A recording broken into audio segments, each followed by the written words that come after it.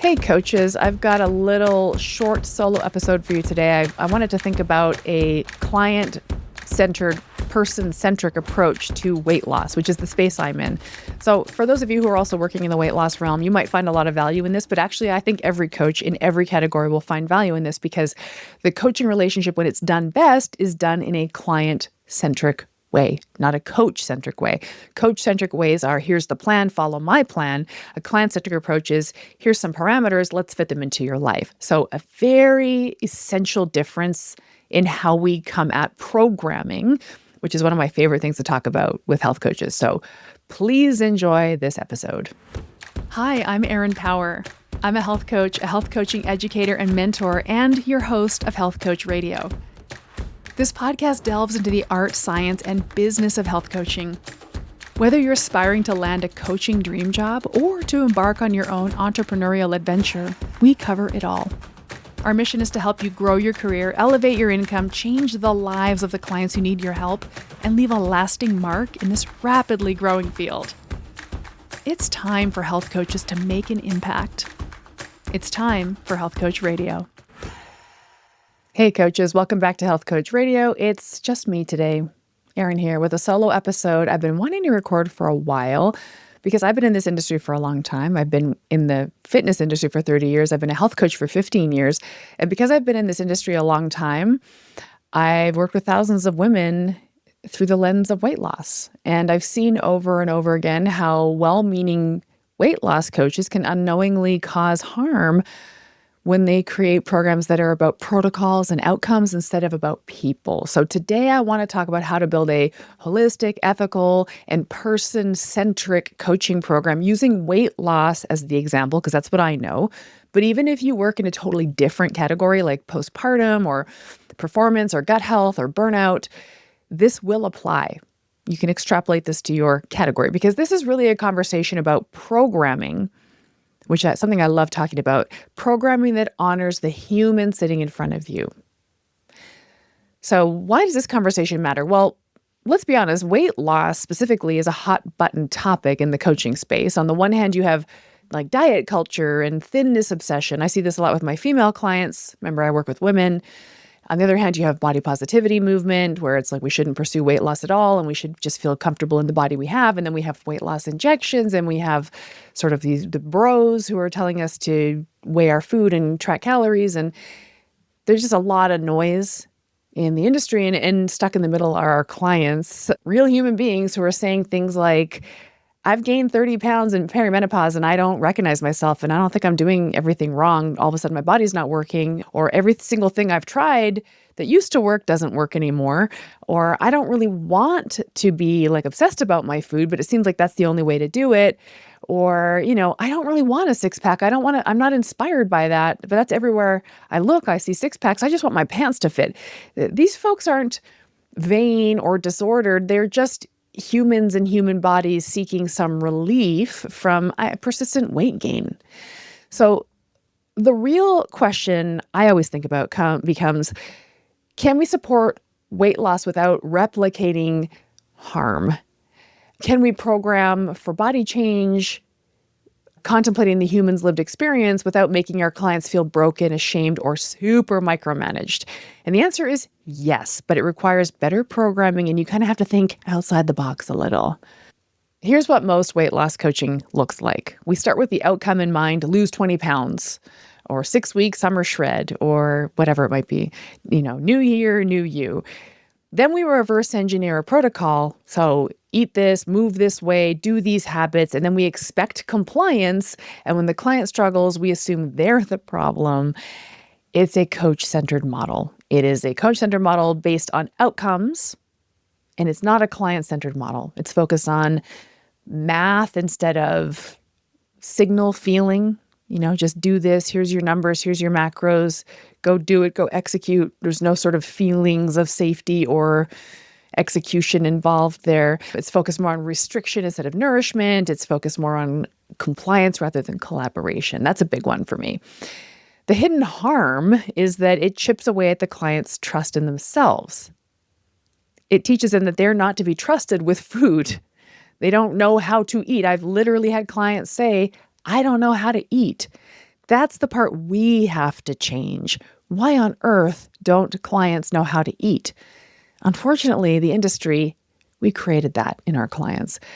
So let's take an ethical approach to this, a human, person-centered approach to programming.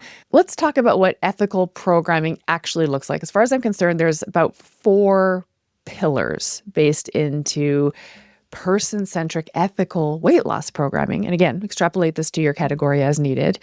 Number 1 is autonomy. The clients need to feel that this is their choice, not your protocol that they're blindly following.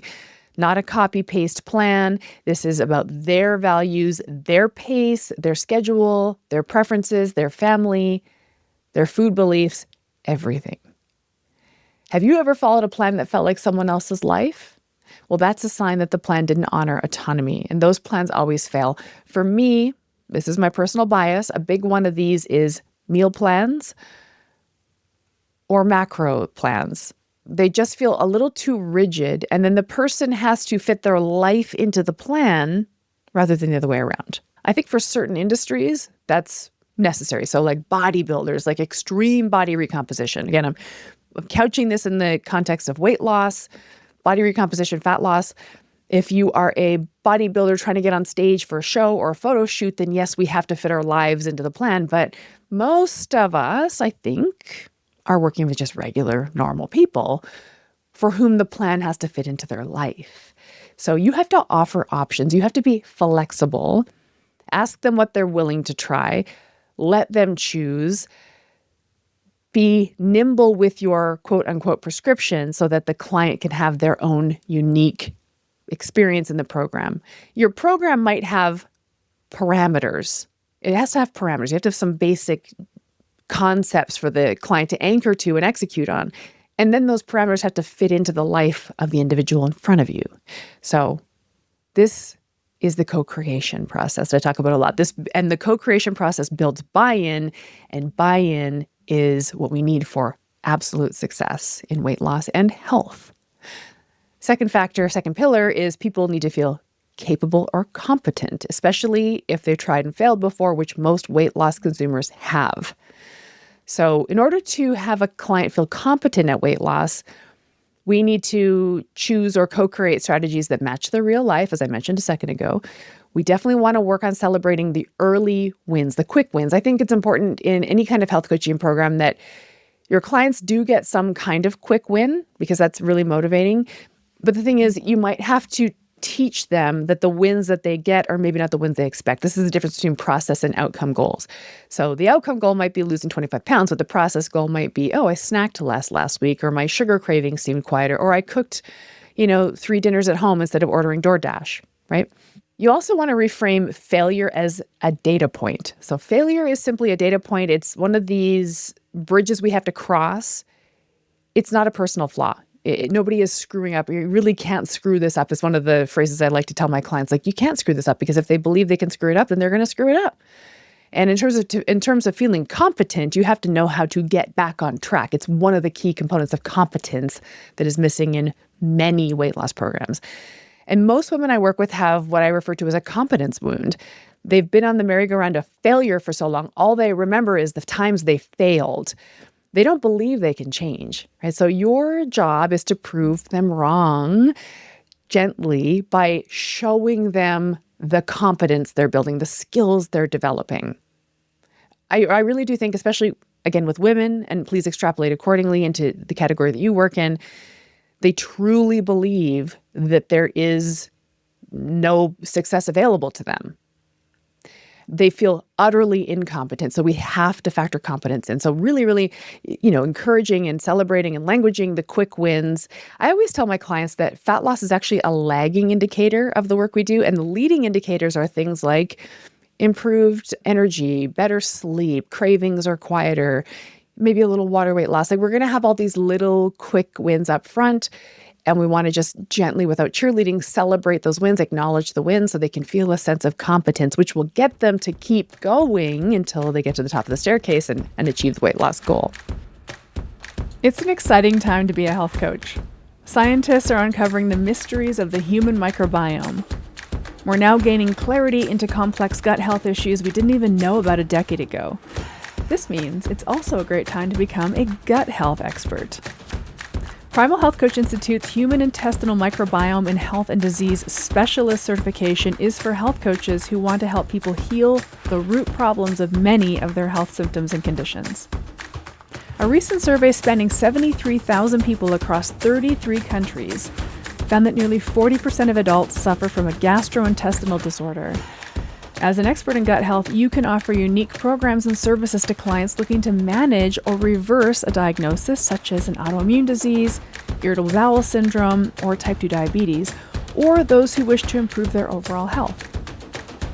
Gut health expert, cardiologist, and best-selling author Dr. William Davis teaches you everything you need to know about the human microbiome, including coaching tips to give you the confidence and credibility to support your clients and help them heal their guts, sleep better, gain more energy, and enjoy stronger immunity, balanced mood, smoother skin, and more.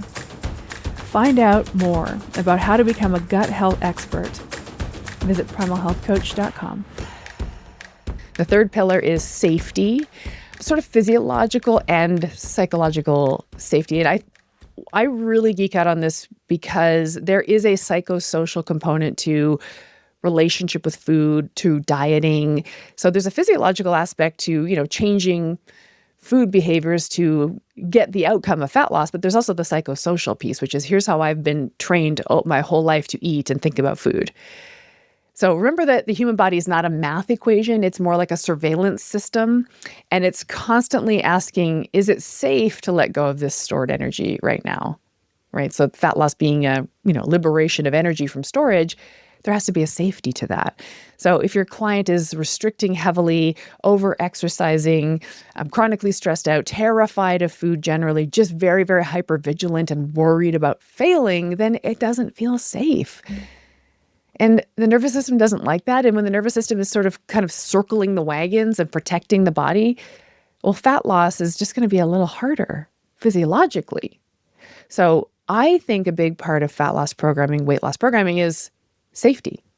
So that might be, let's talk about what you can add into your diet. Let's instead of increasing exercise, let's change the type of exercise you're doing. Let's fit it into your schedule, softening the approach, really softening it, having it just sort of melt into the available spaces in a person's life. There's this sort of grid. I'm visualizing a grid, the grid of competence. Again, we're going back to competence here, but there's sort of like, at first you don't know what you don't know, right? Then you know what you don't know, then you know what you know, and then you don't know what you know. So that's the unconscious competence we're going to. And I think to get people to that point, they have to be able to feel safe executing, safe and comfortable making the executions in their day-to-day life. So rather than having a program that feels very fraught, where I have to really overthink this and fit it in and make it work, it's like, oh, this just melts into the little spaces that already exist in my life. I don't have to exert a ton more energy mentally or otherwise to facilitate this. It feels safe. It feels easy. Actually, I really do like the idea of weight loss feeling easy. This is one of my current crusades in my social media feed, which is actually weight loss should feel easy, not hard. Because if it feels hard, then it feels too quittable. If it feels easy, then it feels safe, and easy feels fast, actually. So safety, ease, effortlessness, these are all I think these factors have to be brought into a weight loss program. Now, again, you might be the kind of coach who does an aggressive dieting for extreme body recomposition, which is absolutely a needed market. I mean, we got people who are shredding for the wedding out here. They need to have some kind of aggressive, 3-month fat loss extravaganza, which is fine. Actually, I'm not coming down on the short-term crash diet-y type thing because I do think the industry kind of needs that. I do. I really do. I'm not even kidding you. I guess I'm thinking of this from the perspective of like long-term fat loss. And again, I work with women who have this sort of wounding around diet programming. They've been at it for 3 decades. So I do think about this a little differently. So once again, please understand this is sort of an anecdote based on my experience in weight loss. Modify and extrapolate accordingly. The fourth pillar, though, is individuality. And this is where programming comes in. And this is where you always hear like a cookie cutter approach won't work, and it really won't. Now, the thing is, again, I said earlier, your program will have parameters. It will have concepts and tactics for your client to execute. But then the client comes into that container, and now we're in co-creation mode. Let's take these parameters and fit them into your life. So what season of life are they in? What's some of their root cause behaviors or feelings or beliefs that's causing weight gain? Do they have, medical stuff they have to work through? Like, I'm working with this midlife female who's going through the menopause transition. Well, do you have a good doctor to work on that with, right? Can I help you find one? Can I help you have that conversation, right? Every human is having a different lived experience. This is the lived experience of the human. And the weight loss plan must be different, and it must factor in the human's lived experience. So let's walk through what this could look like in action. A client comes in and says, I've gained 25 pounds since COVID. I eat clean, I walk every day, but nothing works. This is probably one of the most common sound bites I hear. First of all, the weight gain since COVID, so 5 years ago as I'm recording this. COVID didn't cause weight gain. Changes in behavior or physiology or psychosocial aspects cause weight gain, but COVID lockdowns didn't cause weight gain. And people always say, I eat clean, I exercise, I don't know what's going on. So the old model would say, this sort of non-client-centric, more coach-centric model would say, I'm going to need you to keep a food journal. You're going to track your food. You're going to submit that to me. Then I'm going to give back to you a calorie range you're going to shoot for. Then you're going to track your food, report back to me. We're going to do this sort of interrogation style back and forth. So I'm trying not to use the word relationship because it doesn't feel like a relationship to me. In fact, when I get on consultations with clients and I ask them, what have you tried before? They'll say, well, I worked with a macro coach for a while, which is great. There's some awesome macro coaches out there. And I will say, tell me what that relationship was like. And they'll say, well, every 2 weeks I had to email them my food journal, and then they would adjust my macros and email it back to me. And that's not a relationship. Now, if the macro coach is having conversation with the client about how or why they're missing the mark, hitting the mark, what's going on in your life, is there some adjustment we can make here so that this will work for you? Then there's coaching involved.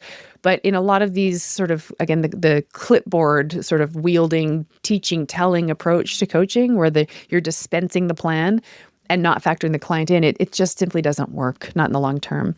But so the more client-centric model asks you to zoom out, like, tell me what your day is like. What time do you wake up? What time do you have to leave the house for work? Where do you work? Do you work in an office? Is there a grocery store nearby? Do you have a kitchen? Get into the absolute weeds.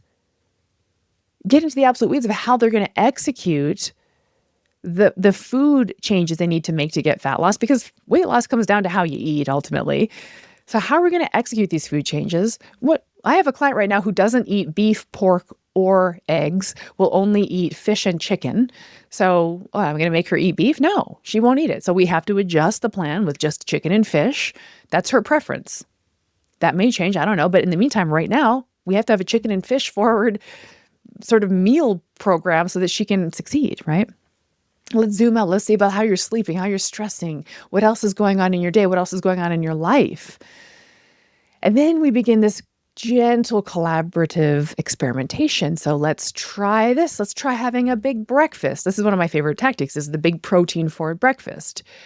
Let's get up in the morning when you feel your first hunger, have a breakfast. Give that a try. Could you try that? Let's talk about how that could look over the next week. What days this week could you do that? What would the breakfast consist of? Do you have this food in your fridge? Or do you have to go buy it? Then report back. How did that go? We have this little check-in, right? We have the check-ins. We have the conversations. Did you succeed? Why or why not? No problem. Should we try this? Let's spin some wrenches on this and try it again. So every single coaching conversation ends up with some kind of values-oriented goal for the client to go off and execute. But ultimately, this comes down to, we're running a casual experiment here, and then you're going to come back and we're going to talk about what we learned on this experiment. So we run the experiment, we collect the data, right?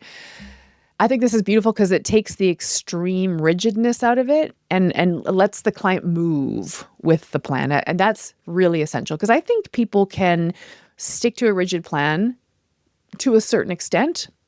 It could be 3 days, it could be 3 weeks, I don't know, it could be 3 months. But for the most part, people are going to tap out of it because it feels very low in self-determination, which is an episode I released a couple weeks ago here on the podcast. Self-determination theory is this idea of like feeling autonomous, feeling competent, feeling related to the process.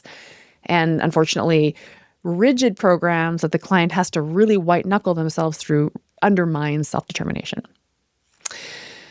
So This to me is what ethical programming looks like.